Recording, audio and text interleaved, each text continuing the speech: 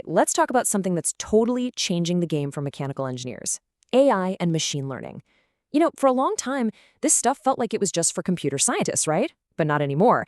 It's moving out of the lab and straight onto the factory floor. And we're not just talking about some trendy buzzword here. This is a real, fundamental shift in how we do things, from the way we design a tiny gear to how we can predict when a massive turbine might fail. So let's dive in and see what this revolution actually looks like. This quote right here, it just nails the whole thing. For, ever, machines have been, reactive. You push a button, it does a thing. Simple cause and effect. But with AI, that whole rule book gets thrown out the window. We're talking about building machines that can actually learn from what they do. They adapt when things change. They can even start to predict what's going to happen next. They're not just dumb tools anymore, they're becoming smart partners in whatever we're building. Okay, so here's what we're going to cover. First, we'll look at how AI can pretty much see the future when it comes to machine health. Then we'll jump into automated quality control. Think superhuman precision. After that, we'll check out how machines are starting to think for themselves in real time. And to wrap it up, we'll talk about what all this means for the future of being an engineer. Okay, first up, let's talk about one of the biggest headaches for any mechanical engineer: unplanned downtime. You know the deal. One little component fails unexpectedly and boom, the entire production line grinds to a halt. We're talking huge costs, massive delays. It's a nightmare. And this is exactly where AI's ability to predict things becomes a total game changer. So yeah, this really is the million-dollar question. How do you know when something's about to break? Historically, we've had two options, and neither is great. Option 1, wait for it to break, then scramble to fix it. That's reactive maintenance. Option 2, replace parts on a fixed schedule, even if they're perfectly fine. That's just wasteful. But now, AI gives us a third, way smarter option. We can actually listen to what the machine is telling us. And here's the cool part: how it actually works. It all starts with data.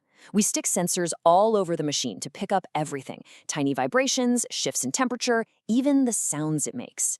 All that data gets pumped into an AI model. Often, it's something called an LSTM, which stands for Long Short-Term Memory Network.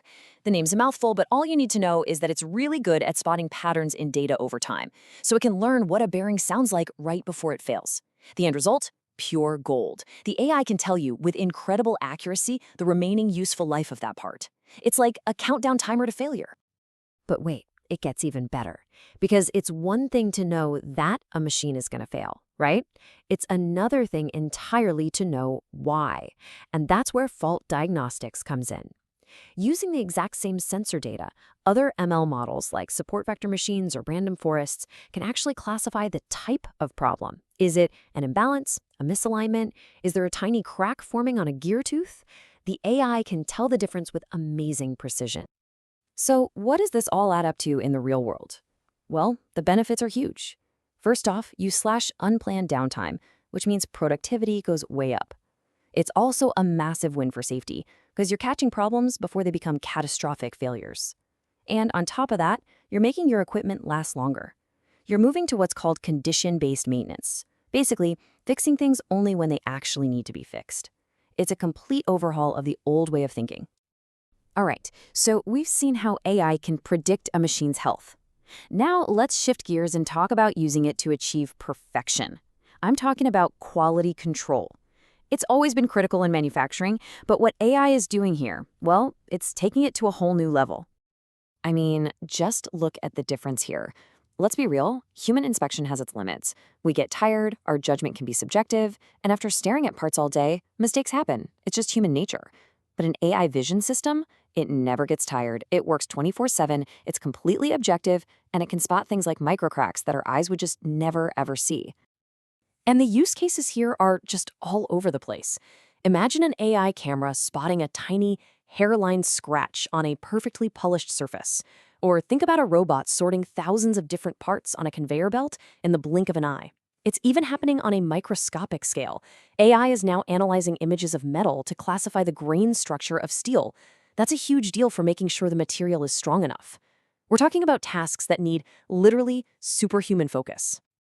And get this, the accuracy is just mind-blowing. We're seeing camera systems powered by what are called convolutional neural networks, or CNNs, hitting over 95% accuracy. The easiest way to think about a CNN is that it's kind of modeled after how our own brain's visual cortex works. That's why they're so ridiculously good at finding patterns in images, like spotting that one tiny crack on a part. This isn't just a small step up, it's a quantum leap for quality control. Okay, so up to now, we've been talking about AI that watches and predicts, but now we get to the really exciting stuff, active optimization. This is where the machine stops just telling you there's a problem and starts fixing it itself, on the fly, making tiny adjustments to always be running at its best. Just think about any manufacturing process, say welding or CNC machining. There's always this balancing act, right? If you go faster, you might lose quality. If you want to save energy, you might have to slow down your output. It's a constant juggling act of competing goals.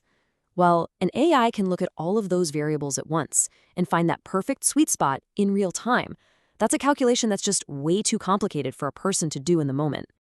CNC milling is a fantastic example of this. So an AI can be watching the machine work, and based on the cutting speed and the feed rate, it can predict what the final surface finish is going to look like.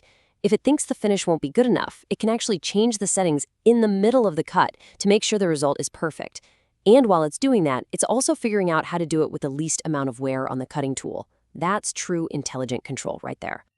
Now, if you've ever had the joy of manually tuning a PID controller, you're going to love this. You know how painful it is to get those P, I, and D gains just right?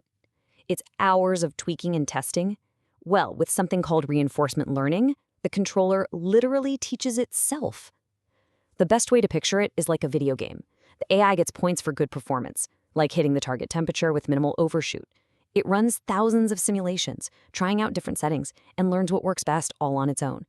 It's a total game changer for control systems engineering. So after all this, you might be wondering, what does this mean for the actual engineer? Are our jobs at risk? The answer is no. This isn't about replacing engineers. It's about evolution. And here's the key takeaway. All that stuff we learned in school, physics, thermodynamics, material science, that's not going anywhere. In fact, it's more important than ever. The role of the engineer is shifting. Now our job is to combine that deep physical understanding with this new world of data intelligence. We're the ones who have to build the bridge between the physical machine and the digital brain that's running it. We become the system architects. And that really leaves us with one final big idea to chew on. We are right at the beginning of this incredible shift. Seriously, as these AI tools get better and easier to use, the possibilities are just going to explode. So the real question isn't, what can AI do for us? The question is, what are you going to build with it? What amazing problems are you going to solve when every machine you design can learn, adapt, and get smarter all on its own?